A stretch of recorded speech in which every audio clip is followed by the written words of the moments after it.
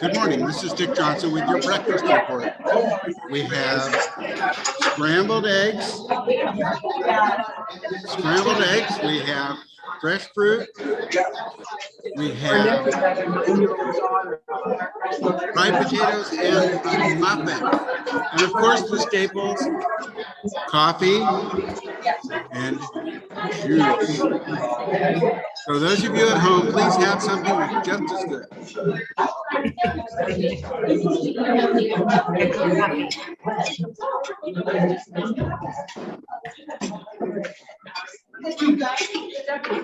Oh, and you can put on your mask in solidarity with us. I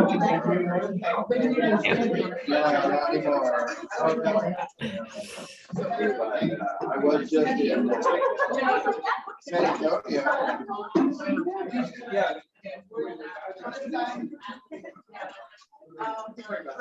So Scott, I saw on the sign up that you will be in person. When are you coming back? I am in and out of Arcata, and so next time I'm in town will be end of March all the way through June. So Wow, and where are you now? I'm in Portland. In Portland. Yeah. All right. Yeah. It's always fun to play. Where in the world is Susan? Yeah. And then All right, Scott, folks, we're gonna do this. We're gonna get started. Good morning, Rotarians. Welcome back. Welcome here from afar. It's really, really, really good to see you. Thanks for being here. Appreciate it. Introductions. I did see our District Governor Dustin come in. You don't have to stand. I know your knee's hurting a little bit. Thank you. Do we have any visiting Rotarians this morning? Either in the room or hi. Good morning.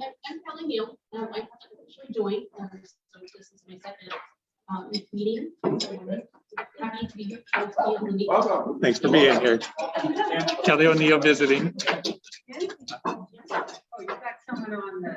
And we have visiting Rotarian on the Zoom connection. Oh, Interact is here. Great. Who's here from Interact? Is that you, Dylan? When you'll be back? Yeah, I'm here from Interact. I'm Dylan Berman. I'm a junior. Hey, Dylan, thanks for being here. I've got a slide for you to talk about this morning. Thanks for being here. Appreciate it.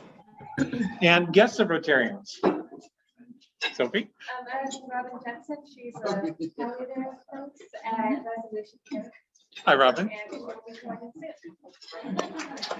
Very good. Any other guests of Rotarians this morning? Stephanie is technically Kelly's a guest, but she'll be joining here. okay. We got it figured out now. Thank you very much for being here.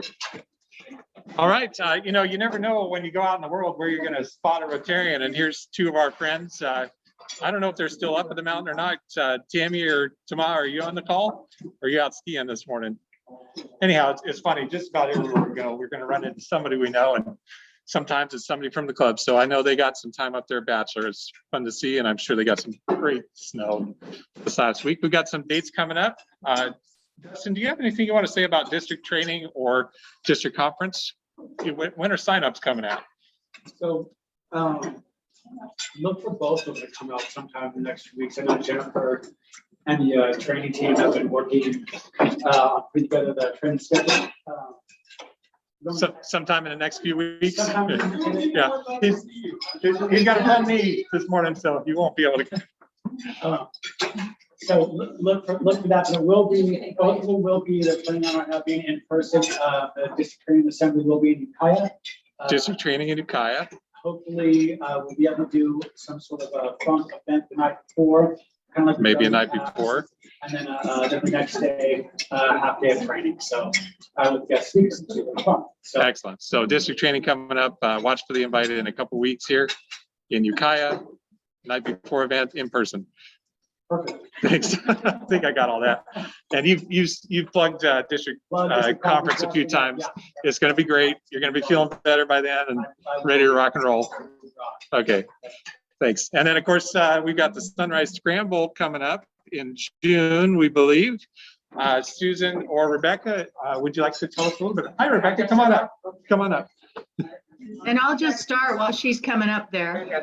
Right out here, you'll be on camera.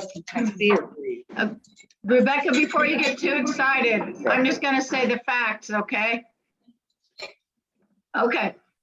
So what we're looking at this point is having the tournament at Baywood, and it will be in June. And currently they are saying that they have Fridays available. And I don't know how that's gonna work for everybody, but it could be nice. And so I'll leave it with the facts and let Rebecca get you guys all fired up about it. So take it from there, Rebecca. All right, excellent. Do people feel good about like Fridays? Like, I asked my one golf friend, I have to admit, I've never played golf. I'm trying to learn golf. I wore fafunny socks today. Is that something people do in golf? Okay, excellent. So I started there. 7 days a week, so that doesn't matter. Excellent. So yeah, we're looking at the Friday. Raise your hand if you're on the committee. Awesome. Thank you. And yeah, I've got it in my email. So we're looking at meeting potentially Thursday evening. I'll send around an email like every other week for a while and then get going. Yeah, if anybody has any good ideas to spice it up, you'll hear more. I hear this is a really great fundraiser. Like I said, I talked to my one friend who like plays golf and she's like, oh, people love these and we can make a lot of money. So yay! And so just to interject there, the way that people usually make money for golf tournaments is by getting sponsors for the holes. So there's 18 holes, and so we could talk to our people in the community who would want to contribute. And what I need is a good message. Specifically, if I say it's Rotary Sunrise, people usually ask me, well, what are they going to do with the money? And so if we could have a particular examples of what we're planning on doing with the money, I think that would connect more with the people that we're going to be talking to. So it'd be also a good way to get Rotary, our message out of how much we do and how much we want to do and how much we would love to have them involved with us. So, Thank you, Susan. Thank you, Rebecca. Both of you for chairing this committee. You know, it definitely takes some leadership to herd the cats, so to speak. And so, and thanks for all the cats for joining us. So looking forward to that. That'll be really our final fundraiser of the Rotary year, and it will back funds what we're doing right now. So thank you, everybody, for getting on board when that comes. Dylan, I believe it's for you. Would you like to unmute and tell us what's been going on with the mural project at Arcata High? Yeah, so I think for most of the year, the past months, we've been painting, just getting people to volunteer after school on Fridays to paint stuff in the school bathrooms. And it's just to make like the atmosphere better at school, make it like happier. School bathrooms are pretty depressing sometimes. And also to discourage vandalism, because that's a problem at Arcata High, people drawing stuff on the walls, but it seems like when there's art there, it like disincentivizes people. People don't want to go over the art. So yeah, it makes the happier, nicer looking there. And it also makes it so people don't have to be cleaning up other people's graffiti all the time. How's that been working? Have people been leaving the murals alone for the most part? Yeah, it's been working. I volunteered like a month ago for something, and one of the janitors was there, and he said he really appreciated it because it seems like it makes, in the bathrooms we've done it in so far, it has been working and making graffiti a lot less. Excellent. Well, thank you for carrying that forward. I know Charlie was involved helping get the idea started, but it really was Interact that got this going and made it happen. So, and are there more bathrooms still to do, or is there more opportunity for your members? Yeah, I don't think we've done every single bathroom yet. I didn't do the most recent volunteering, but I'm pretty sure there's still some. So I think we're just going to keep doing it on Fridays and stuff. Great. Well, it sure looks great. Some of those quotes you have put up are rather uplifting, and I'm sure people appreciate that. So thanks for that work. Thank you. Great. Anything else you want to update us on about Rotary or Interact? I'm sorry. I think that's it for now. Okay. Very good. Thanks for being here. Appreciate it. Next, backpacks for kids. I looked at the rest of February and March. Dick, hi. I need to reset because these slides are not advancing. They're not coming through on Zoom. Oops. Okay. 1 second here. Stop share, and thanks for the heads up there, Dick. Thank you, Dick. How's that? We got him? Yeah. Okay, great. Okay, so it looks like there's just one session to sign up for. So if you haven't taken that opportunity, it's for the 2nd and 3rd of March. Other than that, thank you, Dick, Mike, Lisa, and Marty for getting the rest of that. So a whole month going. We really appreciate that. Hey, Ian, you got a Yes. second? Go ahead. So Ian, so this week, actually, Dick was ready to pick up the bags, but they didn't have school this week, so we missed that schedule. But next week, Dick has signed up for like the next 3 weeks to pick up, but we don't have anyone to host and to do the packing in there yet. So right. I am going to be out of town next Wednesday. So I can't host packing, so I'm hoping that somebody can step up to host packing for next week. So if there's anybody there that you can announce that can help host and pack and deliver, that would be awesome. But Dick said that he would deliver.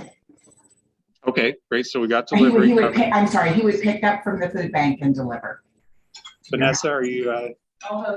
Okay, so Dick, you can bring the food to Vanessa's over at the Griffin and get it packed up there.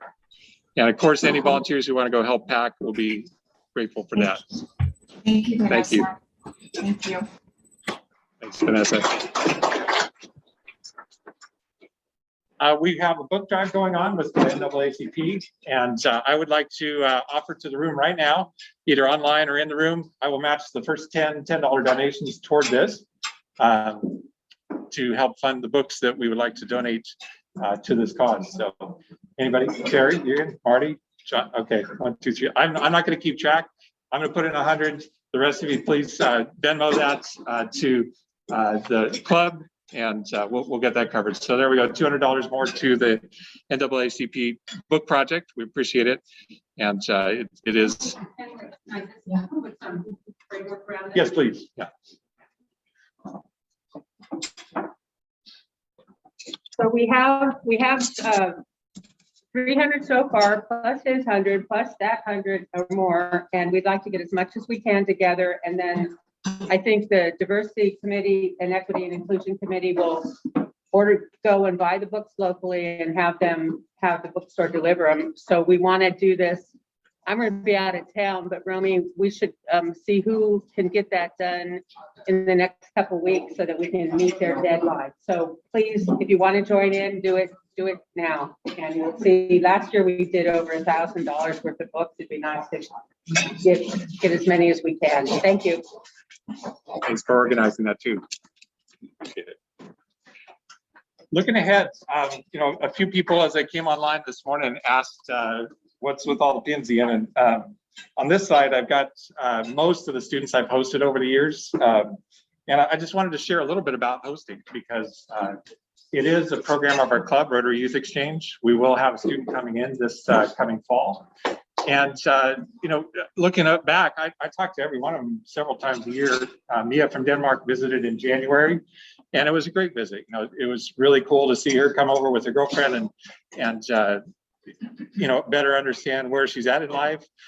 Richard, my first student in Germany, is now an ophthalmologist, and there's kind of a backstory there. When he came, he was not the greatest student in Germany. He was kind of floundering and wondering, I don't know what to do. I got to choose a path because over there, basically you choose your path and that's what you're going to do for the rest of your life. And when he came here, he took a science class and it turned him on saying, I'm actually, if I focus, I'm kind of smart and I can do this. So when he went back, he decided I want to get into sciences and medicine. And now he's helping people see for the rest of their life. So that was cool. I've talked to Jules in Taiwan and Martin in Hungary, and both are very concerned at this time, of course, with what's going on in the world. So, we've got our house open to them. If things go weird, and they're welcome to come over. We visited them a couple of times, and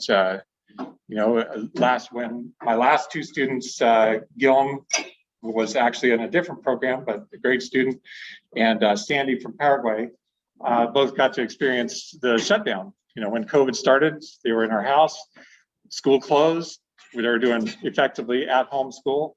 Didn't like it very much, but they were, working with us mostly because we were home working too. And, Sandy got to experience as a 15-year-old child what it was like to be put on a diplomatic extraction flight and received to people in full hazmat suits, spraying everybody down. It kind of scary stuff for a kid.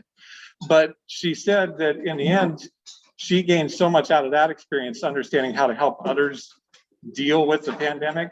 And Paraguay's been doing great mostly. They shut down early, but I've got a couple of students, Martin in Hungary, I'll go back to him.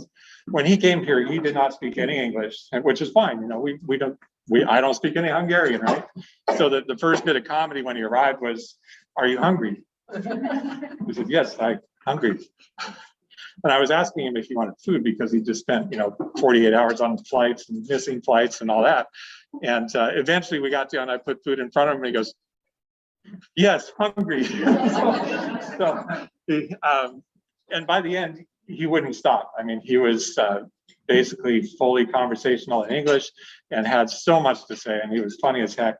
And now because he's fluent in English, which is relatively unusual in Hungary, he is the concierge and front desk supervisor for the Ritz-Carlton in Budapest. So, it's those little tie opportunities that gives these kids open doors in the rest of their life. And I can't say enough about the connections. Is there anybody here who's hosted before that wants to say a little something about how that experience lasted? Craig, come on up.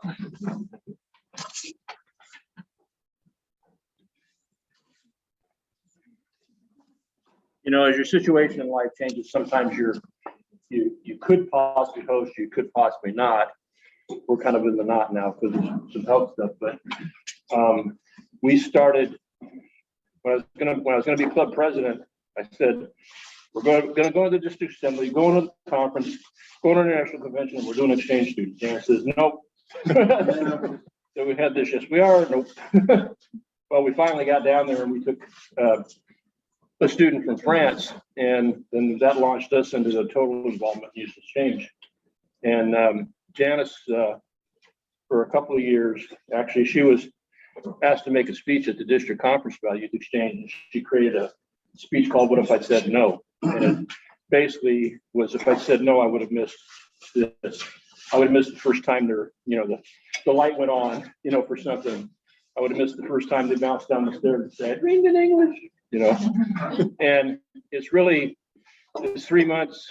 They're mostly gone to school, during the day. And so, if you got a spare place for them, it's not nearly as much commitment as you think, as far as the impact in you as it would be. I mean, you transport them around some, but it kind of, it's just really weird, and not weird, but it's enlightening to see the world from these different perspectives. The boy from Germany we had was here during the attack on the towers. He was most disturbed by the patriotism that came around, and he said that would never happen in Germany. And he told us why. Whole different culture, but you learn that kind of stuff. You never get that. You can't get it traveling someplace, and you can't get it just talking to somebody. But if you live with somebody, the conversation at dinner, you talk about something you would have, open the door before. So it's a great opportunity for people who can, and it doesn't have to be a full 3 months. Sometimes we can parcel it up in different ways. So if there's any chance that you can do that, it's a tremendous experience. It's the best program Rotary has at the district level, especially management and organization as far as the support. So anyway, I can just recommend it. We had 13 students over the years, and we passed through that now, unfortunately, but it was tremendous for us. So I highly recommend it. Thank you, Craig. Romy, I see your hand up. No, I was clapping for the Newmans and their Okay, I gotta learn what those- inspiration as a host family again and again. Right.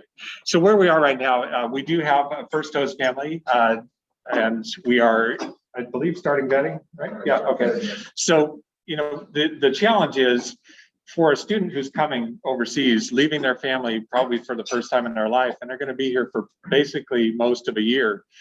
They really want to feel wanted. There's nothing more reassuring than understanding that I've got families who said, "I will take you into my home." before they arrive. So that's what we're trying to do as a committee for Youth Exchange, is to make sure that when that student arrives, they get to meet who they're going to be staying with throughout that year. It's just a peace of mind thing that they really need. And it may not be that anybody in this room or on the call can host. If you can, great, please do. I promise it's a rewarding opportunity. What we're asking of the club is, part of what we do here is networking. That's in our nature. It's in our what we are as Rotarians, is being able to connect with other people. So in the month of March, please reach out to 2 or 3 other people that have a spare room in their home and you feel might be a decent parent, and have a conversation with them. If you're not sure how to have that conversation, you're welcome to contact anybody on the committee and help with that. Stephanie here. And Well, I was gonna say, one of my sales pitch. come on up, Stephanie. One of my sales pitch lines for people when they're on the edge is, you can do anything for 3 months, right? 3 months is not a very long time. Most people fall off their diets right at about 3 months. So I figure that's when you break it down into bite sizes like that, it doesn't seem so huge. Thanks, Stephanie. I'm willing to host if somebody trades houses with me. I have a house big enough. Thanks, Maggie. So then you need So- to host family, is that what you're saying? That's right. So Maggie will host if she can live with you and share another room. So. That's where you would be hard. So that's what we're asking. The committee is, very few people, and as a club, we're 70 plus people. And I know there's people out there that we can make this connection with. Just does not have to be Rotarian. All sorts of families. You can see the various open criteria there. Terry, go ahead. Ian, would you also talk, or I'll talk about, Marty and I, a couple of Come on times up. have taken. For